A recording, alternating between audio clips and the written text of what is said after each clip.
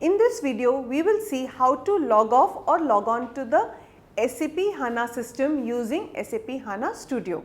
You know that in SAP HANA, you can add multiple systems in one studio client. To log into HANA system, click log on and enter the password to connect to HANA environment. You can log off from a SAP HANA system and end all the connections. In this screenshot, you can see how to log off from HANA system. To log off from a system, right click the system name in HANA Studio and then click log off. Now let us go to SAP HANA system and see the log off, log on options and preferences to set this value. Let's see how we can use the log on and the log off option in SAP HANA Studio to connect and disconnect from a SAP HANA system. So we can use the SAP HANA Studio to log off from a SAP HANA system and to end all the connections. So to log into the SAP HANA system, we will simply go to the system and after that we can log on. So right now we are already connected to this system. So let's see first of all how we can log off. So to log off the system, we have to select the system, we have to right click and here we have the option of log off. So we can simply use this log off to disconnect from this system. So let's say if I click on this log off, so right now I got disconnected from this system. Now to log in back, I have to right click on the HANA system and after that we have the option of log on. So it will prompt us to enter the password and the username. So here let's enter the username and the password.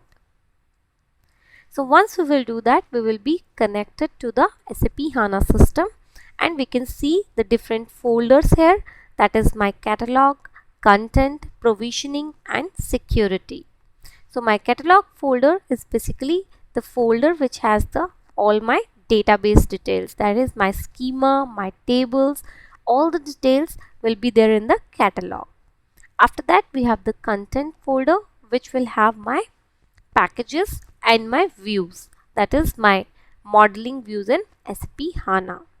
Then we have the provisioning which is for the data provisioning and we can see here that we have the smart data access and we have the remote sources option. Similarly, we have the security folder where we have the users, we have the roles and we have the security. So this is my SAP HANA Studio where I can see the different folders. So right now I am connected to the SAP HANA Studio. So we can also define the user logon behavior in SAP HANA Studio Startup, which will allow us to save the password for the users when SAP HANA Studio is open and other user settings. So for that we have to go to the preferences in SAP HANA. So if we go to the window, if we go to the preferences here, after that under preferences we have SAP HANA. So if we expand SAP HANA and if we go to the global settings here, so we have the option of restoring the log on and the log off status of the system on startup. So we can use this option of no automatic logon takes place. If we uncheck this option basically, so no automatic logon will take place when the studio is started.